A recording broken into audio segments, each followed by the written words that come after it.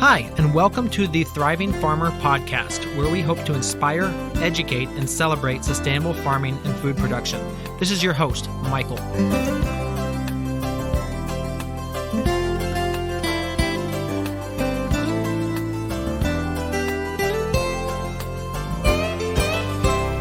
So I wanted to start this first episode by just saying, hey, thanks so much for actually clicking the download button and tuning in. This is a new experiment for us. This is something I've been asked to do a couple times, and finally I've gotten around to actually putting this together. You know, this is a little step out for me. I'm not used to speaking into a microphone with no one in the room. I much prefer standing in front of a crowd of people, and some people might find that a little disconcerting, but I actually enjoy talking to farmers and talking to people and sharing about sustainable farming and what it can do for them. So this is a little bit out there for me, but I hope that you will put up with me and my ums as we kind of work our way through the first season, because it's going to be great. We've got a great first season lined up. We've got incredible guests, and I'm so excited to share their stories and then to share a little bit more about kind of what we do as a company and the kind of the work we do with farmers all around the world. So let's talk a little bit about me, your host, because I think a lot of people kind of have a little bit of an idea of my background, but a little bit of a refresher here. So, you know, I was born in St. Louis, and my brother and I loved being outside. We were pretty close in age, and we actually had a tomato plant when I think I was 4 or 5 years old, growing up the side of our condo that we had planted. And it was really spindly. It was really sad. I think it was in the shade most of the time, but we did grow tomatoes on that. And even at that point, I did not like tomatoes, and I still don't today. But that was our first start. And then eventually we moved to Massachusetts, where we were doing a little more gardening. And eventually we ended up in upstate New York in 1999. And so that was the big move that kind of kicked off a lot of the larger scale farm production that we did. And I think it was in 2001 that we saw an article from Joel Salatin in the Smithsonian magazine. And that was a real catalyst. That magazine came from a neighbor who we bought our eggs from. And she said, hey, your boys probably should check this out. I think they would enjoy this.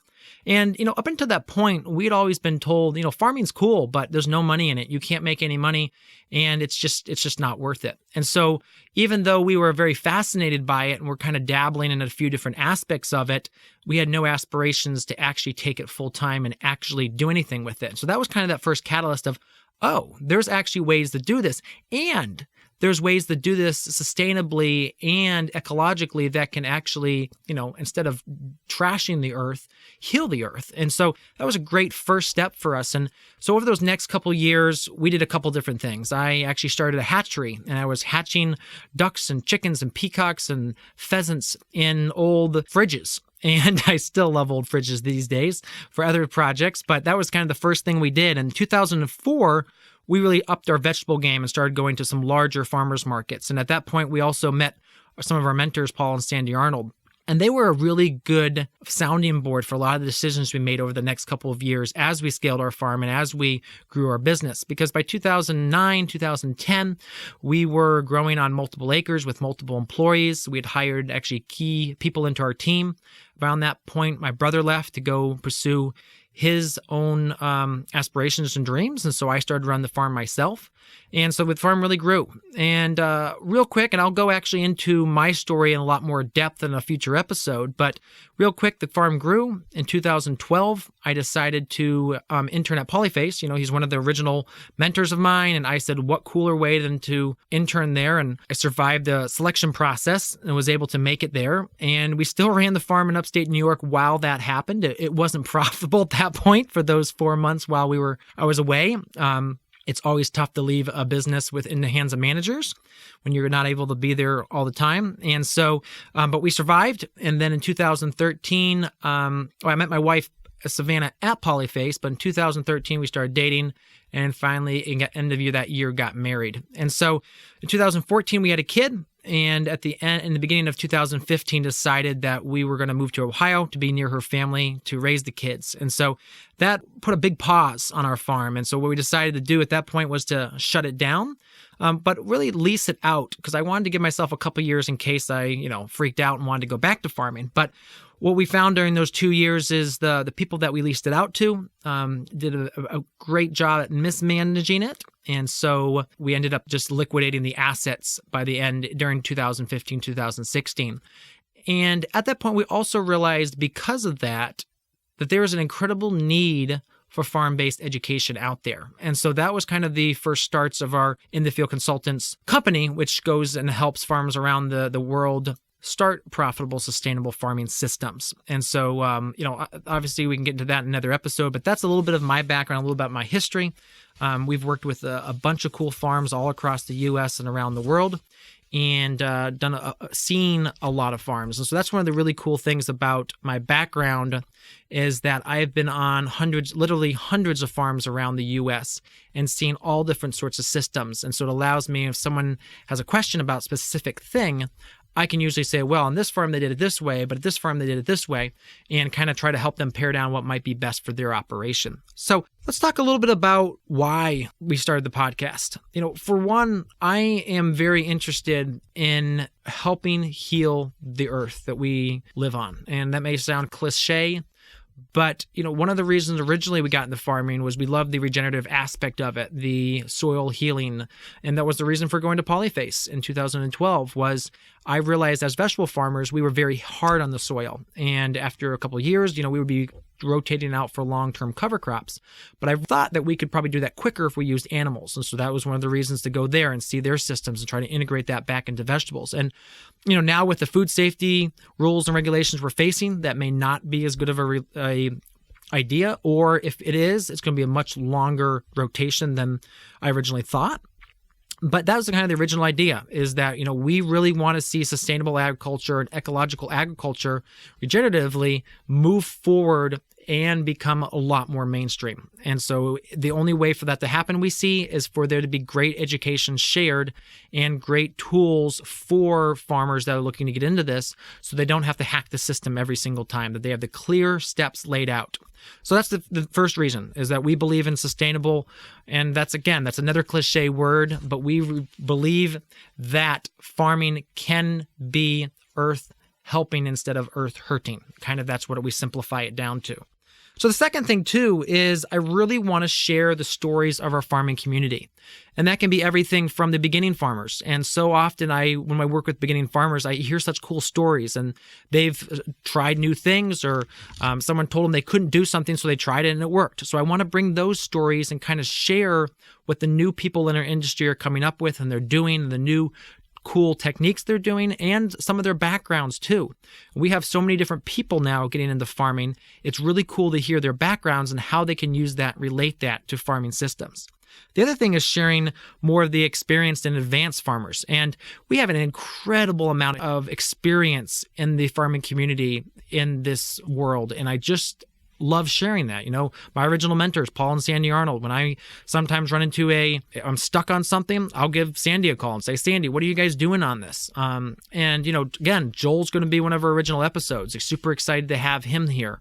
And other farmers across the U.S. and around the world that we've worked with and rubbed shoulders with as we've kind of looked at different problems in the farming community. So super excited about sharing their stories too, and their wealth of wisdom. And then the third one is sharing people from the industry, people that are doing work in the tool world or in the research world, sharing some of the research projects from the extension world.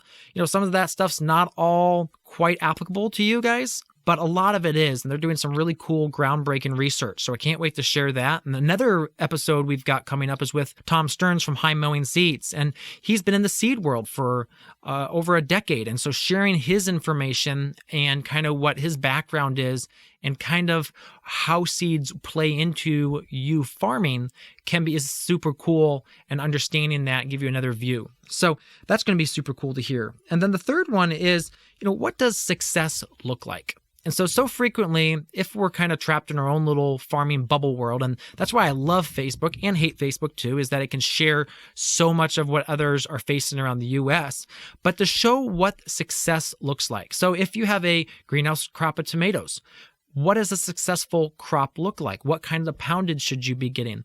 What kind of time should you be spending on that? What should your ROI be on a general farm? And every farm's a little different, so we're going to dive into all different farms out there.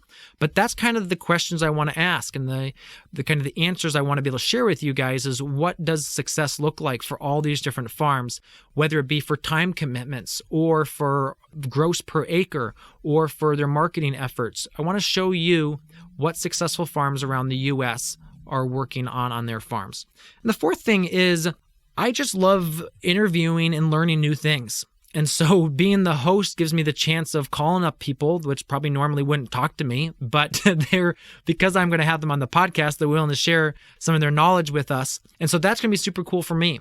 Already this year, I've had a few people that I've seen either take cool trips or do different things. And I emailed them and say, hey, I just saw that you did this. Would love to talk to you about it, but I'd love to have you on my podcast. And they said, yeah, would love to do that. So super cool that we can do that. And I can't wait to share those stories with you as they come up through the next couple seasons of the podcast. So the other thing too I want to do here is share different opinions. And I think that's important. I think sometimes in our farming space, we get really, I'm not going to say militant, but we get really set in how we feel sustainable farming should work. And I think that's wrong. I think there's so many different ways it can. And I think that we all have to look at what that means for us. And so that's why I want to bring on these different stories. And probably you're not going to agree with them all, and that's okay. But I want to bring those up to share what people are thinking and hopefully jog something new in your thinking, or just give you another alternative perspective on what's going on in our world. Because we live in an incredibly quickly changing industry right now. There's so much going on. It's changing every single month, every single year. And I want to share that with you guys as it happens in real time, so you guys can get the latest information on the industry that's going on.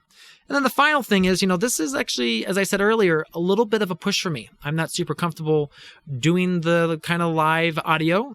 I'm an Enneagram 3. And if you haven't researched Enneagrams, I highly suggest you do that. It's kind of a personality type. And that's something we highly recommend when we work with farmers, is actually know who you are as a person and know your personality type, because it really is interesting if you start to do that research with it. Kind of shows you why you do what you do sometimes. And so, yeah, that's me. I'm a perfectionist. And so I hate putting something out that's, less than perfect. And I'll be totally transparent with you. This episode took 4 weeks for me to record. We already have, 6 or 8 interviews done. They're ready to go to the editor. And all it was taking for me to go ahead and get this first episode done and recorded so that we can get these episodes off to the editor. And it's taken me this long because I was didn't want to do it. And so this is actually, it kind of to push me out of my shell. So there you go. All right. So episodes. Again, I've kind of teased a few different episodes throughout this episode so far. And again, we have Joel Salatin coming on. We've got people like Tom Stearns. We've got new farmers coming on. We've got extension agents that are going to talk to us about food safety. We've got Dan Kittredge talking to us about soil fertility. Yeah, we've got people that are from the Deep Organics talking about the gutting of the National Organic Rule and what they're doing to kind of help bring that certification and that transparency back to a good level. So I'm super excited about this season. We also have super exciting guests coming in future seasons as well. And how we're doing this, hopefully, is we'll release a season, which is 16 to 18 episodes every couple months. And we should hopefully have 4 seasons per year. That's kind of how we're planning this. Now, don't hold me to it. This is kind of done as we get a little bit of time between other projects. So we'll kind of get it out there as we have time. What can I ask of you guys? But just give us feedback. We want to know who you want to hear from. We want to know what's working for you.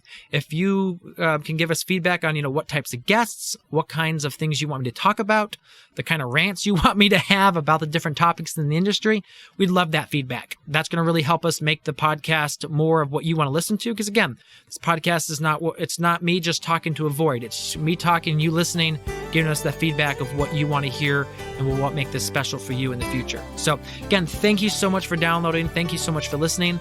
I hope that this can become one of your weekly podcasts to listen to, and that it can really help you take your farm to the next level and become a profitable farmer on your land. All right. Thanks so much for listening.